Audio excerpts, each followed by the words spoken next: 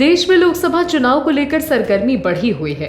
प्रधानमंत्री मोदी जैसे ही विदेश दौरे पर गए, ठीक उसी वक्त विपक्ष ने विपक्षी एकता की बैठक कर ली और पटना की जमीन पर देश के 15 विपक्षी दल के नेता बैठक में शामिल हुए, लेकिन साझा प्रेस वार्ता में सिर्फ 14 ही नेता शामिल हुए।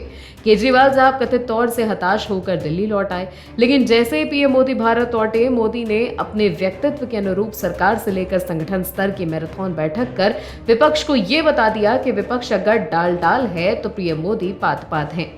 मोदी सरकार के 9 साल पूरे होने और आगामी मध्य प्रदेश के चुनावों के तहत एमपी पहुंचे और आपको बता दें कि उन्होंने बताया कि चुनाव के शोर मुड़ेगा, जिसके बाद विपक्ष हमलावर हो गया, लेकिन मोदी तो मोदी ही है। क्या है खबर बताते हैं आपको। पीएम नरेंद्र मोदी ने भाजपा के मेरा बूथ सबसे मजबूत कार्यक्रम को संबोधित किया। उन्होंने इस कार्यक्रम के जरिए देश भर में भाजपा के करीब 10 लाख बूथ कार्यकर्ताओं को ऑनलाइन संबोधित करते हुए कहा कि उच्चतम न्यायालय ने भी समान नागरिक संहिता यानी यूसीसी की वकालत की है। पीएम मोदी ने एमपी में समान नागरिक संहिता की वकालत करके 2024 के चुनावी मूड का संकेत दे दिया, लेकिन वोट बैंक की राजनीति करने वाले लोग इसका विरोध कर रहे हैं। यूसीसी को लेकर पीएम मोदी के बयान पर अब विपक्ष हमलावर है। कई विपक्षी नेताओं ने कहा कि मोदी आगामी चुनावों से पहले वास्तविक मुद्दों से लोगों का ध्यान भटकाने की कोशिश कर रहे हैं।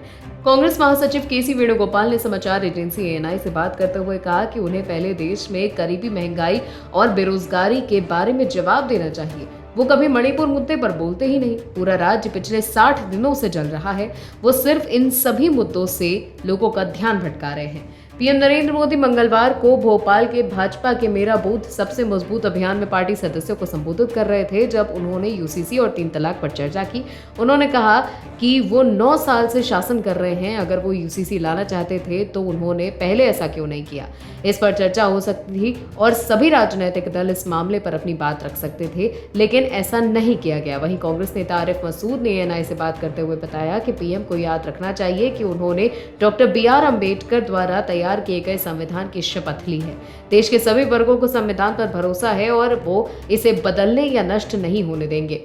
इससे पहले समान नागरिक संहिता के बारे में बात करते हुए प्रधानमंत्री ने कहा कि भारतीय मुसलमानों को ये समझना होगा कि कौन से राजनीतिक दल उन्हें भड़का कर उनका फायदा लेने के लिए उनको बर्बाद कर रहे हैं।